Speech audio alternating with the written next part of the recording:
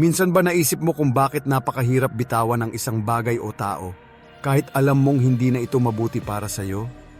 Bakit may mga taong mas pinipiling manatili sa isang relasyon na masakit kaysa harapin ang posibilidad na mawalan? Sa psychology, may isang malakas na puwersa na kumukontrol sa ganitong pag-uugali ng tao. Tinatawag ito na fear of loss, ang malalim na takot na mawalan ng isang bagay na mahalaga sa atin. At ang nakakagulat, ang takot na ito ay mas malakas pa kaysa sa pagnanais na maging masaya. Ibig sabihin, maraming desisyon ng tao sa relasyon, pagkakaibigan, at maging sa buhay ay hindi ginagawa dahil gusto nila, kundi dahil natatakot silang mawalan. Sa video na ito, aalamin natin ang sikolohiya sa likod ng fear of loss, kung bakit ito napakalakas na emosyon, at kung paano nito naiimpluwensyahan ang ating mga desisyon at relasyon nang hindi natin namamalayan. Bago tayo magsimula, kung gusto mo ng mga ganitong topic tungkol sa human psychology, emotions at behavior, huwag mong kalimutang mag-subscribe dito sa ating channel para lagi kang updated sa mga bagong kaalamang ibabahagi ko. 1. Fear of loss. Bakit mas natatakot tayong mawalan kaysa hindi magkaroon?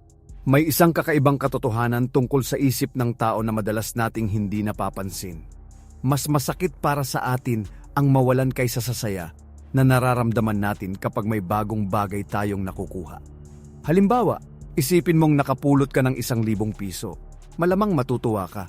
Pero kung may 1,000 kang pera at bigla itong nawala, ang sakit na mararamdaman mo ay mas matindi kaysa sa saya na naranasan mo noong nakuha mo ito. Ito ang tinatawag ng psychology na fear of loss. Sa simpleng salita, mas malakas ang takot ng tao na mawalan kaysa sa kagustuhan niyang magkaroon ng bago. Dahil dito maraming desisyon sa buhay ng tao ang hindi talaga tungkol sa kung ano ang gusto niya. Kadalasan ito ay tungkol sa kung ano ang ayaw niyang mawala. Ito ang dahilan kung bakit may mga taong nananatili sa mga relasyon na alam nilang hindi na sila masaya. Hindi dahil mahal na mahal pa nila ang tao, kundi dahil natatakot silang mawalan. Natatakot silang mawalan ng kasama. Natatakot silang mawalan ng taong nakasanayan nila. At higit sa lahat, natatakot silang harapin ang pakiramdam ng pagiging mag-isa. Sa psychology, may isang konsepto na nagpapaliwanag kung bakit ganito mag-isip ang tao. Tinatawag ito na loss aversion. Ipinapakita ng konseptong ito na ang sakit ng pagkawala ay halos 2 beses na mas malakas kaysa sa saya ng pagkakaroon. Ibig sabihin, kapag may isang bagay o tao na naging bahagi na ng buhay mo, nagsisimula itong magkaroon ng mas malaking halaga sa isip mo. At habang tumatagal, mas nagiging mahirap itong bitawan. Kahit pa alam mong minsan, ang pagbitaw ang mas tama. Ito rin ang dahilan kung bakit may mga taong kumakapit sa mga kaibigan na hindi na sila nirerespeto. May mga empleyado na nananatili sa trabaho na hindi na sila masaya. At may mga taong paulit-ulit na bumabalik sa isang relasyon na matagal nang dapat tinapos. Hindi dahil mahina sila, kundi dahil natural sa utak ng tao na iwasan ang pagkawala. Para sa ating isip, ang pagkawala ay parang isang panganib na dapat iwasan. Kaya kahit minsan mas mabuti nang umalis, mas pinipili pa rin ng marami ang manatili dahil ang takot na mawalan ay mas malakas kaysa sa pagnanais na magsimula muli. Ngunit may isang bagay na mahalagang maintindihan. Hindi lahat ng pagkawala ay masama. Minsan, ang pagkawala ay hindi katapusan. Ito ay isang simula. Ang pagbitaw sa maling tao ay maaaring magbigay ng espasyo para sa tamang tao. Ang pag-alis sa maling sitwasyon ay maaaring magbukas ng pinto sa mas magandang pagkakataon. At minsan, ang bagay na kinakatakutan mong mawala ay siya palang pumipigil sa iyo para marating ang buhay na talagang para sa iyo. Sa susunod na maramdaman mo ang takot na mawalan, tanungin mo ang sarili mo, kumakapit ba ako dahil mahal ko ito? O kumakapit lang ako dahil natatakot akong mawalan? 2. Ang sikolohiya ng takot na maiwan. Bakit kumakapit ang tao kahit nasasaktan? Na may mga tao na kahit malinaw nang nasasaktan sila sa isang relasyon, pinipili pa rin nilang manatili. Alam nilang hindi na sila pinahahalagahan. Alam nilang paulit-ulit na silang nasasaktan. Pero sa kabila ng lahat ng iyon, hindi pa rin nila kayang umalis. Sa unang tingin, maaaring isipin ng iba na kahinaan ito. Pero sa psychology, may mas malalim na dahilan kung bakit nangyayari ito. Isa sa pinakamalakas na emosyon na nararanasan ng tao ay ang takot na maiwan. Ang tao ay likas na naghahanap ng koneksyon. Mula pa noong sinaunang panahon, ang pakiramdam ng pagiging bahagi ng isang grupo ay mahalaga para sa kaligtasan. Noong unang panahon, ang taong napag-iwanan ng grupo ay mas may maliit na tsansang mabuhay. Dahil dito, ang utak ng tao ay natutong ituring ang pag-iwan o paglayo ng iba bilang isang banta. Kahit sa modernong mundo, dala pa rin natin ang instinct na iyon. Kaya kapag may posibilidad na maiwan tayo ng isang taong mahalaga sa atin, nagigising ang matinding takot sa loob natin. Ito ang dahilan kung bakit may mga taong pinipiling tiisin ang sakit kaysa harapin ang ideya na mag-isa sila. Mas pinipili nilang manatili sa isang relasyon na puno ng problema kaysa sa harapin ang kawalan ng taong nakasanayan na nila. Sa psychology, may isa pang konsepto na konektado dito. Ito ay tinatawag na emotional attachment. Habang tumatagal ang isang relasyon, mas nagiging bahagi ng ating pagkakakilanlan ang taong kasama natin. Hindi lang sila basta tao sa buhay natin. Nagiging bahagi sila ng ating routine, mga plano, at maging ng ating mga pangarap. Kapag nawala sila, parang may bahagi ng sarili natin ang biglang nawawala. Kaya kahit malinaw na hindi na tayo masaya, may bahagi ng isip natin na nagsasabing manatili pa rin. Dahil ang pagbitaw ay parang pagharap sa isang malaking kawalan. May mga tao ring natatakot na baka wala ng ibang darating. Iniisip nila na baka iyon na ang huling pagkakataon nila sa pagmamahal. Dahil dito, mas pinipili nilang kumapit kahit nasasaktan na sila. Ngunit mahalagang maunawaan na ang takot na maiwan ay hindi dapat maging dahilan para manatili sa isang sitwasyon na unti-unting sumisira sa atin. Ang tunay na koneksyon ay hindi nagdudulot ng patuloy na sakit. Ang isang relasyon na may respeto at malasakit ay hindi nangangailangan ng pagdurusa para lang manatili. Minsan, ang pinakamahirap na desisyon ay ang pagbitaw. Pero minsan din, iyon ang desisyon na magpapalaya sa atin. Dahil ang tunay na tanong ay hindi kung kaya mong kumapit. 3. Bakit pinipili ng tao ang maling relasyon kaysa mag-isa? May isang tanong na madalas itanong ng maraming tao kapag nakakakita sila ng isang relasyon na malinaw ng hindi masaya. Bakit hindi na lang sila umalis? Kung titingnan mula sa labas, parang simple lang ang sagot. Kapag hindi ka na masaya, dapat umalis ka na. Pero sa loob ng isip ng taong nasa sitwasyong iyon, hindi ganoon kasimple ang lahat. Sa psychology, may isang malakas na dahilan kung bakit may mga taong pinipiling manatili sa maling relasyon. Ito ay ang fear of loss. Kapag matagal ng bahagi ng buhay mo ang isang tao, hindi lang siya nagiging partner. Nagiging bahagi siya ng araw-araw mong buhay. Kasama siya sa mga routine mo, sa mga plano mo, sa mga alaala na nabuo ninyo ng magkasama. Dahil dito, ang ideya ng pagkawala ng taong iyon ay hindi lang simpleng paghihiwalay. Para sa isip ng tao, para itong pagkawala ng isang malaking bahagi ng kanyang mundo. Ito ang dahilan kung bakit kahit nakikita na ng isang tao ang mga problema sa relasyon, nahihirapan pa rin siyang umalis. May isang bahagi ng isip na nagsasabing, baka pwede pa itong ayusin. Baka magbago pa ang lahat. Baka bumalik pa sa dati. Pero sa likod ng mga pag-asang ito, madalas may nakatagong takot. Takot na baka kapag umalis siya, wala nang ibang darating.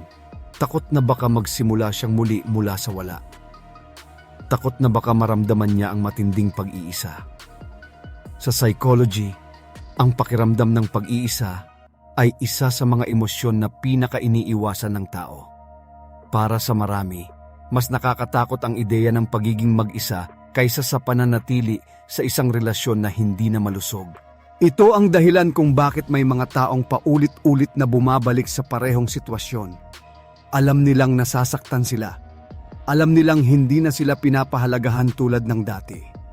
Pero ang ideya ng pagkawala ng relasyon ay parang mas mabigat kaysa sa sakit na nararanasan nila ngayon. Ngunit may isang mahalagang bagay na dapat maintindihan. Ang pagiging mag-isa ay hindi nangangahulugan ng pagkabigo. Minsan, ito ay isang pagkakataon. Isang pagkakataon para makilala muli ang sarili. Isang pagkakataon para maunawaan kung ano talaga ang nararapat para sa atin. Dahil ang katotohanan ay ito, mas mabuting harapin ang pansamantalang pag-iisa kaysa manatili sa isang relasyon na unti-unting kumukuha ng kapayapaan ng isip mo. Minsan, ang pagbitaw sa maling relasyon ang unang hakbang para makahanap ng tamang koneksyon. At kapag naintindihan mo kung gaano kalakas ang fear of loss sa isip ng tao, mas mauunawaan mo kung bakit maraming tao ang kumakapit. Hindi dahil hindi nila nakikita ang problema. 4. Bakit ayaw mong bitawan ang sikolohiya ng takot na mawalan? May mga pagkakataon sa buhay na alam na natin ang katotohanan. Alam nating hindi na tama ang sitwasyon. Alam nating hindi na tayo masaya. At alam nating mas makakabuti kung bibitaw na tayo. Pero sa kabila ng lahat ng ito, may isang tanong na patuloy na bumabalik sa isip natin. Bakit parang napakahirap bitawan? Sa psychology, may isang malalim na dahilan kung bakit ganito ang nararamdaman ng tao. Ito ay ang takot na mawalan. Kapag ang isang tao o bagay ay naging bahagi na ng ating buhay sa mahabang panahon, nagsisimula itong magkaroon ng espesyal na halaga sa ating isip. Hindi lang ito basta presensya. Nagiging bahagi ito ng ating araw-araw na buhay, ng ating mga alaala at ng ating emosyon. Habang tumatagal, mas lumalalim ang koneksyon na yon. At kapag dumating ang punto na kailangan na itong bitawan, ang isip ng tao ay parang nag-aalarma. Para sa ating utak, ang pagkawala ay hindi lang simpleng pagbabago. Ito ay parang isang panganib. Dahil dito, may natural na instinct ang tao na kumapit. Kahit minsan, alam na natin na hindi na ito mabuti para sa atin. May isa pang dahilan kung bakit mahirap bitawan ang isang bagay o tao. Ito ay ang tinatawag na emotional investment. Kapag naglaan ka na ng oras, emosyon, at mga alaala sa isang relasyon o sitwasyon, nararamdaman mo na parang sayang kung bibitaw ka lang.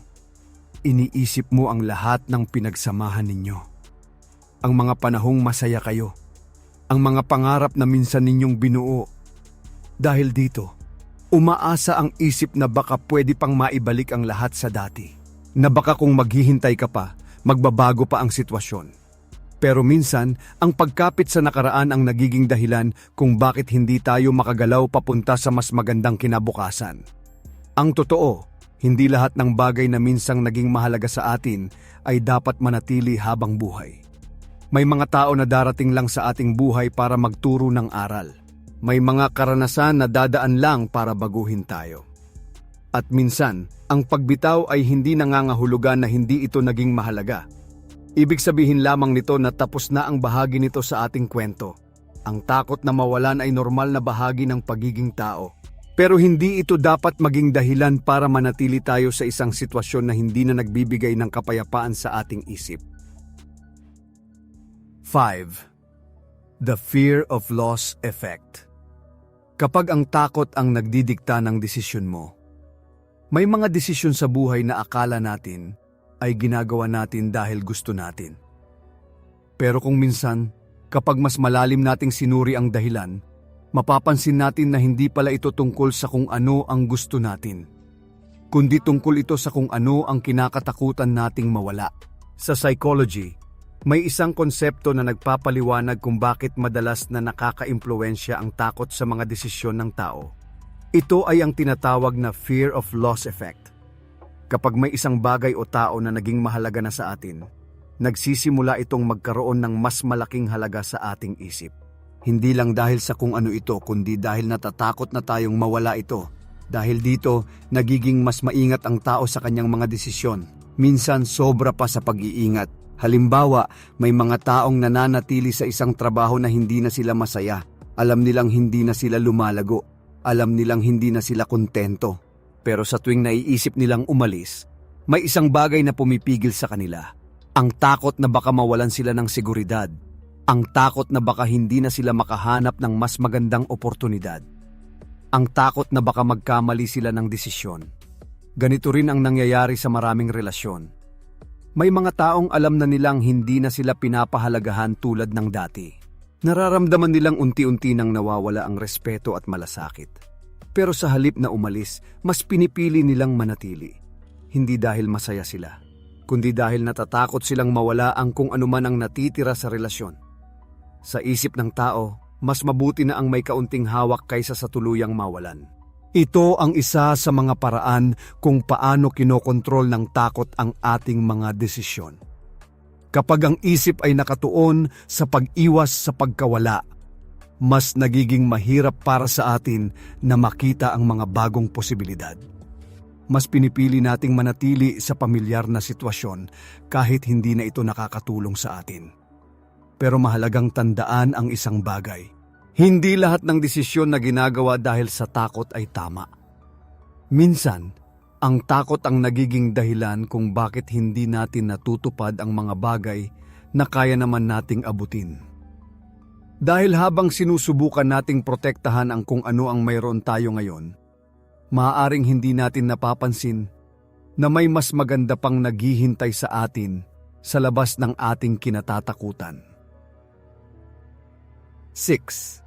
Bakit ka natatakot? Mag-move on. Ang lihim ng fear of loss sa isip ng tao. May mga pagkakataon sa buhay na alam na natin na tapos na ang isang relasyon. Wala nang parehong saya. Wala nang parehong koneksyon. At minsan, wala na ring malinaw na dahilan para manatili. Pero sa kabila ng lahat ng iyon, may isang bagay na patuloy na pumipigil sa atin. Ang hirap mag-move on. Sa psychology, hindi lang ito simpleng emosyon. May mas malalim na dahilan kung bakit nahihirapan ang tao na magpatuloy pagkatapos ng isang relasyon. Isa sa mga pinakamalakas na dahilan ay ang fear of loss. Kapag matagal mong nakasama ang isang tao, nagiging bahagi siya ng iyong mundo. Kasama siya sa iyong mga plano. Kasama siya sa iyong pang-araw na routine. Kasama siya sa mga alaala na nabuo ninyo sa paglipas ng panahon. Dahil dito, kapag nawala ang taong iyon, hindi lang isang tao ang nawawala. Parang may malaking bahagi ng buhay mo ang biglang nawawala. Ito ang dahilan kung bakit kahit alam na ng isang tao na kailangan na niyang mag-move on, may bahagi ng isip niya na patuloy na kumakapit sa nakaraan. Minsan, umaasa pa rin siya na baka may mangyaring magbabalik sa dati. Baka magbago ang lahat. Baka may pagkakataon pa. Ngunit kadalasan, ang pagkapit sa ganitong pag-asa ay hindi na tungkol sa pagmamahal. Ito ay tungkol sa takot. Takot na mawala ang mga alaala. Takot na mawala ang koneksyon na minsang naging mahalaga. At higit sa lahat, takot na harapin ang isang bagong simula na hindi nakasama ang taong iyon. Sa psychology, ang pagbabago ay isa sa mga bagay na natural na kinatatakutan ng isip ng tao. Mas komportable ang utak sa mga bagay na pamilyar. Kahit minsan, ang mga pamilyar na bagay na iyon ay hindi na mabuti para sa atin. Kaya kapag dumating ang panahon na kailangan ng mag-move on, parang lumalaban ang isip natin. Pinapaalala nito ang mga masasayang alaala. Pinapaniwala tayo na baka may pag-asa pa. Pero may isang mahalagang bagay na dapat tandaan. Ang pag-move on ay hindi nangangahulugan na kinakalimutan mo ang lahat ng nangyari. Hindi rin ibig sabihin na hindi naging totoo ang pagmamahal na minsang naramdaman. Ang ibig sabihin lamang nito ay tinatanggap mo na may mga bagay sa buhay na may hangganan. At kapag natapos na ang isang kabanata, kailangan mo ring payagan ang sarili mo na magsimula ng bago. Dahil minsan, ang pinakamalaking dahilan kung bakit nahihirapan tayong mag-move on ay hindi dahil mahal pa natin ang nakaraan. 7. Fear of loss sa psychology. Paano ka kinokontrol ng takot na mawalan? Madalas nating iniisip na tayo ang may kontrol sa mga desisyon natin sa buhay. Iniisip natin na kapag pumili tayo ng isang tao, trabaho, o direksyon sa buhay, ginagawa natin yon dahil yun ang gusto natin. Pero sa psychology, may isang tahimik na puwersa na minsan ay kumokontrol sa ating mga desisyon nang hindi natin napapansin. Ito ay ang fear of loss. Ang takot na mawalan ay isa sa pinakamalakas na emosyon na nararanasan ng tao. Kapag may isang bagay o tao na naging mahalaga sa atin, automatikong gusto ng isip natin na protektahan ito. Hindi lang dahil mahalaga ito, kundi dahil natatakot tayong mawala ito. Dahil dito, nagiging maingat ang tao sa kanyang mga kilos at desisyon. Minsan, sobra pa sa pag-iingat. Halimbawa, may mga taong hindi nagsasabi ng tunay nilang nararamdaman sa isang relasyon, hindi dahil wala silang gustong sabihin, kundi dahil natatakot silang baka magbago ang lahat kapag nagsalita sila. Natatakot silang baka mawala ang taong mahalaga sa kanila. May mga tao ring pumapayag sa mga bagay na hindi na nila gusto. Pinipili nilang manahimik kahit alam nilang hindi na sila komportable. Ginagawa nila ito dahil sa isang simpleng dahilan. Ayaw nilang mawalan. Sa psychology, ang ganitong pag-iisip ay konektado sa instinct ng tao na iwasan ang pagkawala. Para sa ating utak, ang pagkawala ay parang isang panganib. Kaya hanggat maaari, sinusubukan nitong protektahan ang kung anuman ang mayroon tayo ngayon. Ngunit minsan, ang takot na mawalan ang nagiging dahilan kung bakit nawawala ang ating kalayaan na pumili. Unti-unti nitong kinokontrol ang ating mga desisyon. Pinipigilan tayong magsalita. Pinipigilan tayong umalis sa maling sitwasyon. Pinipigilan tayong subukan ang mga bagong oportunidad. Sa halip na gawin ang mga bagay na makakatulong sa ating paglago, nagiging abala tayo sa pagprotekta sa kung ano ang mayroon tayo ngayon. Pero may isang mahalagang katotohanan na dapat maintindihan. Hindi lahat ng bagay na hawak natin ay dapat manatili habang buhay.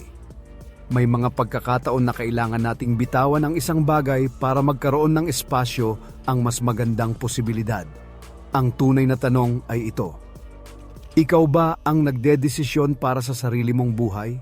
O hinahayaan mo na ang takot na mawalan ang magdikta ng direksyon nito? 8. Ang sikolohiya ng pagkakapit. Bakit masakit man, pero hindi mo pa rin binitawan? May mga relasyon o sitwasyon sa buhay na kahit malinaw ng masakit, hindi pa rin natin kayang bitawan. Alam nating nasasaktan na tayo. Alam nating hindi na ito nagbibigay ng kapayapaan sa atin. Pero sa kabila ng lahat ng iyon, patuloy pa rin tayong kumakapit. Minsan, tinatanong natin ang sarili natin kung bakit ganito. Kung bakit kahit malinaw na ang katotohanan, parang may isang bahagi ng isip natin na ayaw pa ring bumitaw. Sa psychology, ang ganitong pag-uugali ay may malalim na dahilan. Ito ay konektado sa emotional na attachment na nabubuo sa pagitan ng tao at ng mga bagay o relasyon na matagal ng bahagi ng kanyang buhay. Kapag ang isang tao ay matagal na nating kasama, hindi lang siya nagiging bahagi ng ating araw-araw na routine. Nagiging bahagi siya ng ating emosyon. Nagiging bahagi siya ng ating mga alaala. At minsan, nagiging bahagi rin siya ng ating pagkakakilanlan. Dahil dito, ang ideya ng pagbitaw ay hindi lang simpleng pagkawala ng isang tao. Para sa isip ng tao, parang nawawala rin ang isang bahagi ng sarili. Ito ang dahilan kung bakit kahit masakit na ang isang relasyon, may mga taong patuloy pa rin kumakapit. Umaasa sila na baka balang araw, babalik ang dating saya. Umaasa sila na baka magbago pa ang sitwasyon. At habang may kaunting pag-asa, patuloy nilang pinipili na manatili. Ngunit may isa pang dahilan kung bakit mahirap bitawan ang isang bagay na minsan nating minahal. Ito ay ang mga alaala. Ang isip ng tao ay may kakaibang ugali. Mas madalas nitong alalahanin ang mga masasayang sandali kaysa sa mga panahong masakit. Kaya kahit maraming beses na tayong nasaktan, may bahagi ng isip natin na bumabalik sa mga panahong naging masaya tayo. At dahil dito, parang nagiging mahirap tanggapin na nagbago na ang lahat. Pero may isang mahalagang bagay na dapat tandaan. Ang pagkapit sa isang bagay na patuloy na nagdudulot ng sakit ay hindi laging tanda ng pagmamahal. Minsan, ito ay tanda lamang ng takot na mawalan. Takot na mawalan ng taong nakasanayan. Takot na mawalan ng koneksyon. At takot na harapin ang isang buhay na hindi nakasama ang taong iyon. Ngunit ang katotohanan ay ito. Hindi lahat ng bagay na minsang nagpasaya sa atin ay dapat manatili sa ating buhay habang panahon. Minsan, ang pagbitaw ang tanging paraan para matapos ang sakit. At kapag dumating ang araw na handa ka ng bumitaw, doon mo mararamdaman na may mga bagay sa buhay na kailangang mawala. Hindi para sirain ka, kundi para bigyan ka ng pagkakataon na magsimula muli. 9. Fear of loss. Trap. Paano ka ikinukulong ng takot na mawalan ng isang tao? May mga pagkakataon sa buhay na pakiramdam natin ay parang nakatali tayo sa isang tao o sitwasyon. Kahit gusto na nating umalis, may isang bagay na patuloy na pumipigil sa atin. Hindi ito laging pagmamahal. Minsan, ito ay takot. Sa psychology may tinatawag na fear of loss trap. Ito ang sitwasyon kung saan ang isang tao ay nananatili sa isang relasyon o koneksyon hindi dahil ito ay nagpapasaya sa kanya, kundi dahil natatakot siyang mawala ang taong iyon. Kapag ang isang tao ay naging mahalagang bahagi ng ating buhay, nagsisimula tayong bumuo ng emosyonal na attachment. Ang attachment na ito ang nagiging dahilan kung bakit nagiging mahirap isipin ang buhay na wala sila. Unti-unti, ang ideya ng pagkawala ay nagiging mas nakakatakot kaysa sa sakit na nararanasan natin sa kasalukuyan. Ito ang simula ng tinatawag na fear of loss trap. Sa ganitong sitwasyon, ang tao ay nagsisimulang gumawa ng mga desisyon na hindi na para sa kanyang kapakanan. May mga taong pinipili na lang manahimik kahit nasasaktan na sila. May mga taong tinatanggap ang mga bagay na dati ay hindi nila kayang tanggapin. May mga taong nagbabago ng sarili nila para lang hindi mawala ang isang tao. Habang tumatagal, mas lalong lumalalim ang pagkakakulong sa sitwasyong ito. Dahil kapag mas marami ka ng naibigay na oras, emosyon at sakripisyo, mas nagiging mahirap isipin na kailangan mo nang bumitaw. Parang iniisip ng isip na kapag bumitaw ka, masasayang ang lahat ng pinaghirapan mo. Pero ang hindi napapansin ng marami ay ito. Habang patuloy kang kumakapit dahil sa takot na mawalan, unti-unti ka ring nawawalan ng kalayaan. Nawawalan ka ng pagkakataon na piliin ang mga bagay na tunay na makakabuti sa iyo. Nawawalan ka ng espasyo para makilala ang mga taong maaaring magbigay ng mas malusog na koneksyon. At higit sa lahat, nawawalan ka ng kapayapaan sa sarili mong isip. Ang fear of loss trap ay hindi agad napapansin. Dahil madalas nakatago ito sa likod ng mga dahilan tulad ng pag-asa, loyalty o pagmamahal. Pero kung minsan, ang totoo ay simple lamang. Hindi ka na nananatili dahil mahal mo pa ang tao. Nananatili ka dahil natatakot kang mawala siya. Ang mahalagang tanong ay ito. Kumakapit ka ba dahil ito ang tama para sa iyong buhay? O kumakapit ka lamang dahil natatakot kang harapin ang mundo na wala ang taong iyon? 10. Bakit mahirap mag-let go? Ang madilim na psychology ng fear of loss. Isa sa pinakamahirap na bagay na mararanasan ng tao ay ang pagbitaw sa isang bagay o taong minsan naging mahalaga sa kanyang buhay. Kahit alam na natin na tapos na ang isang relasyon o sitwasyon, may isang bahagi ng isip natin na patuloy na kumakapit. Bakit nga ba napakahirap mag-let go? Sa psychology, may isang malalim na dahilan kung bakit ganito ang nararamdaman ng tao. Ito ay ang fear of loss. Ang takot na mawalan ay hindi lamang simpleng emosyon.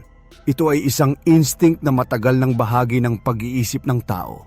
Sa loob ng mahabang panahon ng kasaysayan ng tao, ang pagkawala ng mga mahalagang bagay tulad ng pagkain, proteksyon o koneksyon sa ibang tao ay maaaring magdulot ng panganib sa kaligtasan. Dahil dito, natutunan ng utak ng tao na iwasan ang pagkawala hanggat maaari. Hanggang ngayon, dala pa rin natin ang instinct na iyon. Kaya kapag may isang bagay o tao na naging mahalaga sa atin, nagsisimula itong magkaroon ng espesyal na lugar sa ating isip. Habang tumatagal, mas nagiging mahirap tanggapin ang ideya na maaari itong mawala. Ito ang dahilan kung bakit may mga taong patuloy na kumakapit sa nakaraan. Pinipili nilang balikan ang mga alaala. Pinipili nilang alalahanin ang mga sandaling naging masaya sila. At habang ginagawa nila ito, lalo pang nagiging mahirap tanggapin ang katotohanan na nagbago na ang lahat. May isa pang dahilan kung bakit mahirap mag-let go. Ito ay ang takot sa kawalan. Kapag binitawan mo ang isang bagay na matagal ng bahagi ng buhay mo, may sandali na parang may bakanting espasyo na naiwan. At para sa maraming tao, ang pakiramdam ng kawalan na iyon ay nakakatakot. Mas pinipili nilang kumapit sa isang sitwasyon na hindi na masaya kaysa harapin ang pakiramdam ng pagiging walang kasiguraduhan. Ito ang madilim na bahagi ng fear of loss. Hindi lang nito pinipigilan ng tao na bumitaw. Pinipigilan din nito ang tao na magpatuloy. Dahil habang nakatingin tayo sa mga bagay na ayaw nating mawala, hindi natin napapansin ang mga pagkakataon na maaaring naghihintay sa harap natin. Ngunit may isang mahalagang bagay na dapat tandaan. Ang pagbitaw ay hindi nangangahulugan na nabigo ka. Hindi rin ibig sabihin na mali ang mga bagay na minsang naging bahagi ng buhay mo. Ibig sabihin lamang nito ay handa ka nang tanggapin na may mga bagay na dumadaan lamang sa ating buhay. At kapag natutunan mong harapin ang takot na mawalan, doon mo rin matutuklasan ang isang mahalagang katotohanan. Minsan, ang mga bagay na pinakakinatatakutan nating bitawan ang siya palang nagiging susi para sa isang bagong simula. Sa huli, ipinapakita ng psychology na marami sa ating mga desisyon sa buhay ay hindi lang tungkol sa kung ano ang gusto natin. Madalas, ito ay tungkol sa kung ano ang kinakatakutan nating mawala. Ang fear of loss ay isang tahimik ngunit napakalakas na puwersa sa isip ng tao. Ito ang dahilan kung bakit kumakapit tayo sa mga relasyon na hindi na malusog, nananatili sa mga sitwasyon na hindi na tayo masaya, at minsan ay pinipili ang pamilyar na sakit kaysa sa hindi tiyak na pagbabago. Pero kapag naunawaan mo kung paano gumagana ang takot na ito, mas nagiging malinaw kung bakit ginagawa ng tao ang mga desisyong minsan ay mahirap ipaliwanag. At higit sa lahat, mas natututo kang makita kung kailan ka kumakapit dahil mahalaga ang isang bagay at kung kailan ka kumakapit dahil lamang sa takot. Dahil ang tunay na paglago ay nagsisimula kapag natutunan nating harapin ang mga takot na matagal nang kumokontrol sa ating mga desisyon. At minsan, ang pinakamalaking pagbabago sa buhay ay nagsisimula sa isang simpleng lakas ng loob na bitawan ang mga bagay na matagal na nating kinakapitan. Kung gusto mo pang matutunan ang mga ganitong psychology insights tungkol sa human behavior at personal development, mag-subscribe ka na at i-turn on ang notification bell para lagi kang updated sa mga bagong episode dito sa ating channel.